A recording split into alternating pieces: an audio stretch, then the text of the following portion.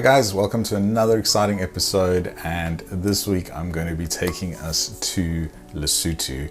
I was there recently on a photographic workshop with a few clients and Venture KJ, which is the workshop company, photographic workshop company that I run with another photographer, and we had such an exciting time in Lesotho. I simply had to share a video. This video might be a little bit longer than some of my others, but if you've never been to Lesotho and you're an avid landscape photographer, I really think you will enjoy this. For me, this marries my two passions, which is photography and adventure. And I'm kind of like trying to coin the catchphrase adventure through photography. I think ties together my whole photography ethos and what I enjoy about pursuing landscapes and the adventures that it takes me on. So I hope you enjoy the video. I'm going to be showing you a lot of behind the scenes of places we went to. I'm also going to be showing you a map of how I traveled. Basically flew into Durban from Cape Town, traveled to Pietermaritzburg, and then from Pietermaritzburg we all traveled together through Underberg, up through the border, through a mountain pass. A lot of the borders to Lesotho are mountain passes, so a lot of dirt roads. You need a 4x4 for a lot of them.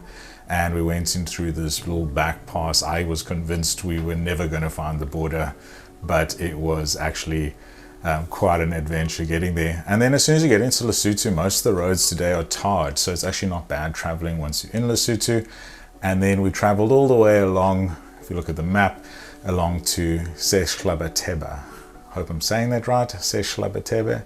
That's the national park that we stayed at for 3 days. Absolute beautiful place. Has these massive mountain lakes or tarns where the water's permanently up there in these basins, and has the mountain peaks, has these beautiful rock formations and cliffs that we can shoot. And I'll be showing you all of that throughout this trip.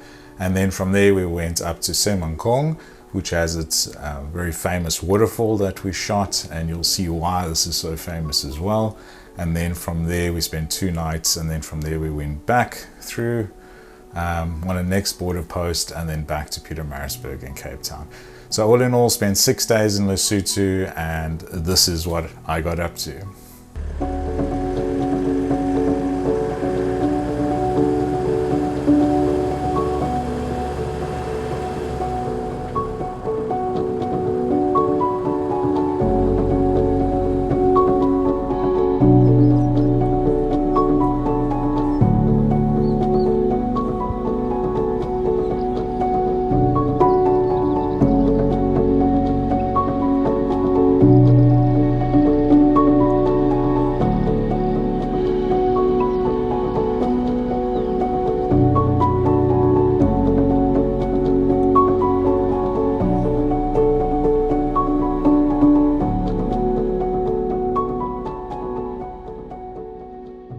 Okay, the first thing I'm going to say that if you are staying at Sehlabathebe at the national park, you can stay, I think, at the hotel or the lodge there. However, from there to the places to shoot, it's about a 45-minute drive on a dirt road. So I would suggest if you're going to go camping, you can camp right by the places that you need to shoot at, and then you're right there. So you do have to take all your stuff with. It's a lot cheaper this way as well. But then you can go and shoot and walk out in the morning. And the best time to shoot a lot of the compositions in this area is sunrise. So we went in November, which is our summer year in South Africa on the southern hemisphere. And so we were up at 4:45 every morning so that we could be on location at 4:30 in the morning to start shooting for sunrise at 5 a.m. On all 3 of our mornings there, we had a cloud or cloud inversion or a fog bank that swallowed us up and retreated as the sun rose. So you'll see a lot of my pictures of this very misty, ethereal look to them, which I absolutely loved. So we got these beautiful reflections as the fog pulled back in the morning, with the glow on the mountains reflecting in the tarns at sunrise. So very beautiful, lots of compositions to choose from. I could spend literally 2 weeks there and shoot something different every morning. So a lot to go and play around with.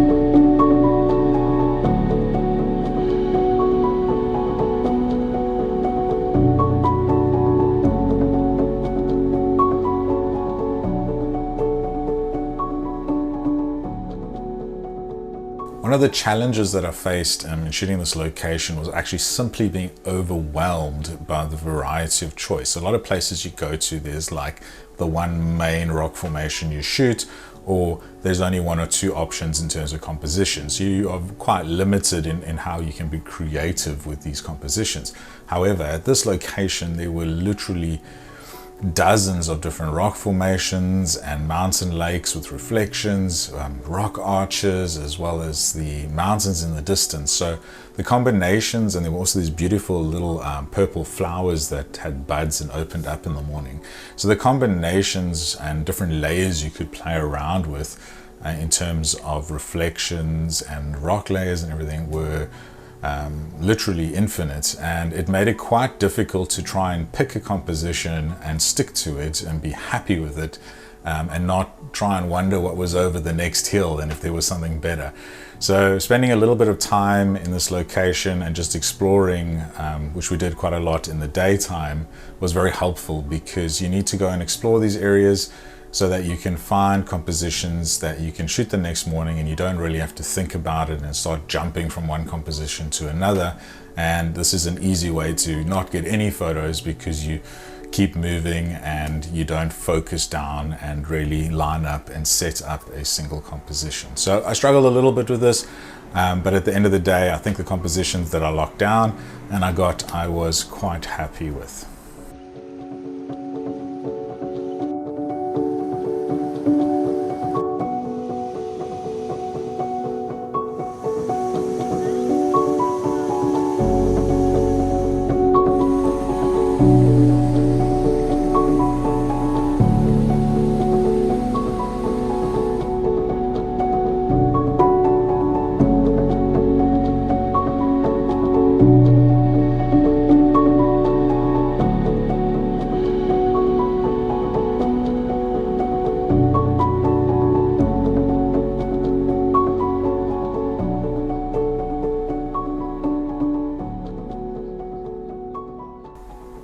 In terms of lenses for shooting this location, I enjoyed shooting a lot with the 24-120. I found this was quite a versatile lens. That's the Nikon lens that I have, the Z24-120, especially when I don't know what compositions I'm going to find. I found this lens allowed me to shoot wide as well as get tighter on some mountain locations that were a little bit off into the distance, and was a great versatile lens, and I didn't have to switch and change all the time.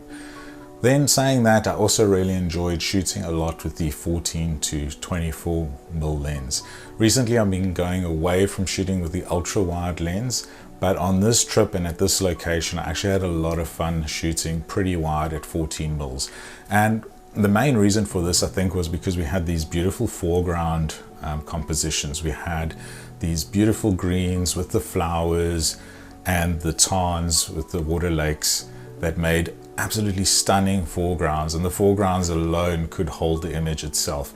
And because of this, with the 14mm, you can really get down on top of that foreground, make it appear quite large, and really hero that as the main element of your composition.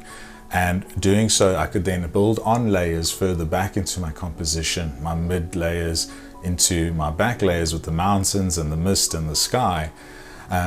But those were all adding to the very strong foreground compositions that I enjoyed shooting.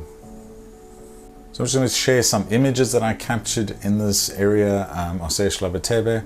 A lot of my pictures have this very misty or ethereal look to them, and that was because of the fog that we had, and I absolutely loved this.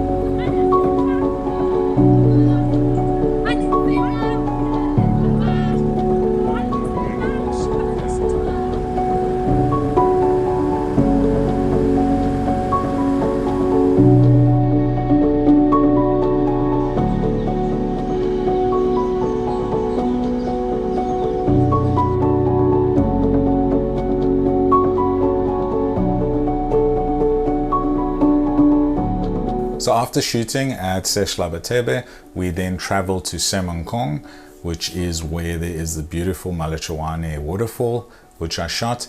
And on the way, there was a lot of cultural images. So if you enjoy cultural photography, if you enjoy shooting people in their natural habitats, this drive was really nice. There were a lot of villages, a lot of huts, a lot of the Lesotho people wearing their traditional headsets and headrests, and their blankets, which are quite common, and gumboots.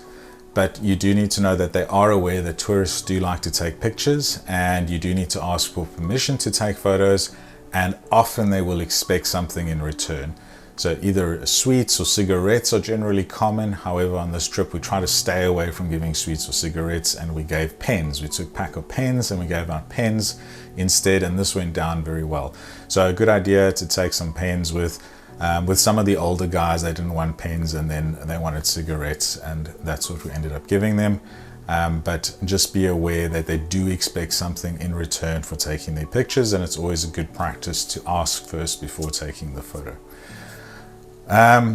Saying that, I'm not a person who enjoys taking cultural photos. I really struggle taking pictures of people and portraits. That's not my forte. I try and stick to the landscapes.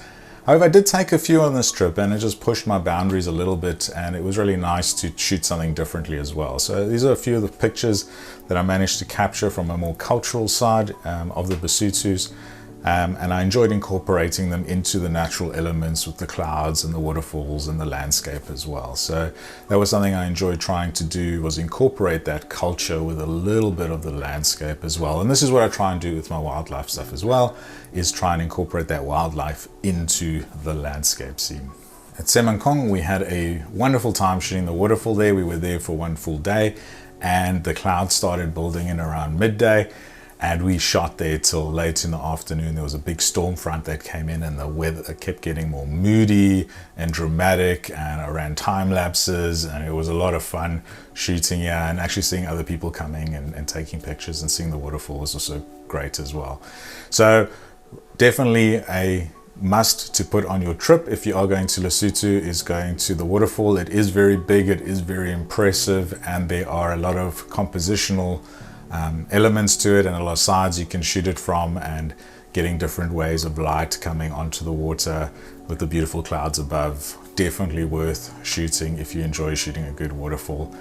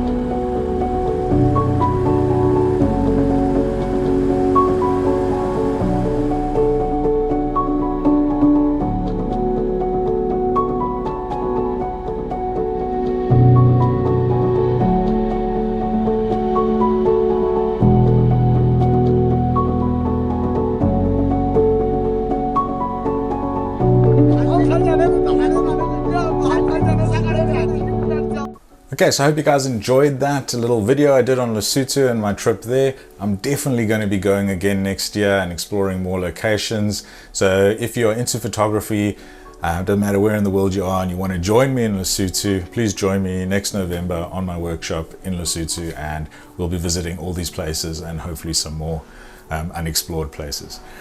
Also, if you're enjoying my videos, please remember to subscribe, share my video with anyone else that you know that loves photography. It all really helps me at the end of the day just to get my work out there, and to get my small little visible voice out there into the big world of photography. And if you have any comments about my videos, stuff you want me to improve on, something you want me to do a video on that you're struggling with editing or anything like that, please drop a comment in the comment section below, and I will address it and make a video on it. But from me now, thank you so much for watching my video, and until the next one, cheers guys.